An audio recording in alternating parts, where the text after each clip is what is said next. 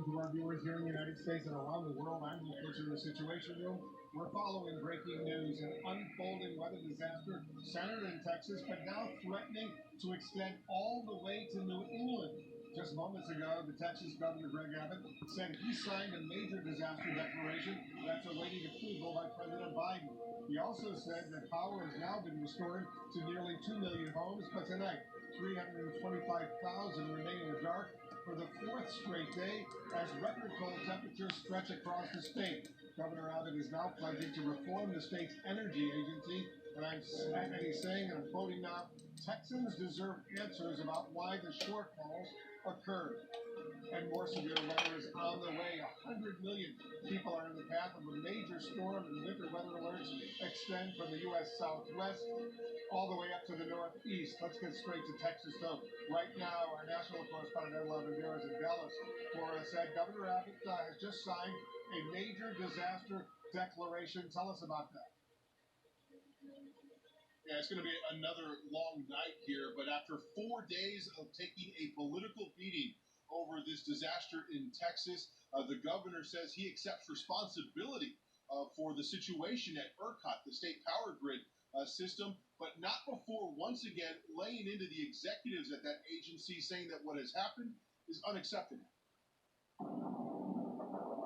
Texas is bracing for another dangerously frigid night. We are not yet out of this. We will not stop until normalcy is restored to your lives. As another winter storm barrels in, the White House has declared an emergency in Texas and Oklahoma. We ain't got no water, it's no heat, it's nothing. Local officials are fed up and fearing the worst. The truth is that right now we're just trying to keep people alive and safe for the next two days. We expect to see that death count rise. It is a mess. It is a mess. While power is being restored through much of the state, some 13.5 million Texans are now facing water disruptions. Our whole apartment. I'm out of candles, for a little bit of light. Can't charge batteries. At grocery stores, there are long lines and empty shelves as food supply chains buckle. You can't find food, and when you do, you have to stand on a line 4 or 5 hours. This is ridiculous. Whoever's in charge of this, they need to run them off because that's not right. Governor Greg Abbott has taken aim at ERCOT, the organization hired to manage more than 90% of the state's power grid. ERCOT failed on each of these measures that they said they had undertaken.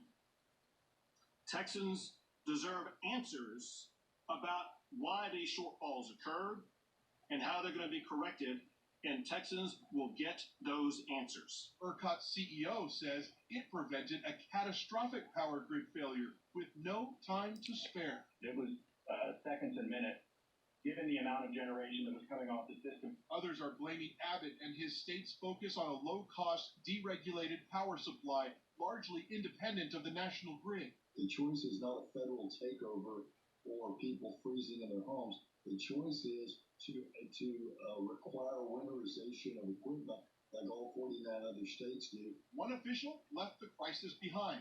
Senator Ted Cruz was photographed boarding a flight to Cancun with his family. He says his daughters wanted to take a trip, so, quote, wanting to be a good dad, I flew down with them. And the senator added, my team and I will continue using all our resources to keep Texans informed and safe. Senator Cruz is scheduled to return in the coming hours.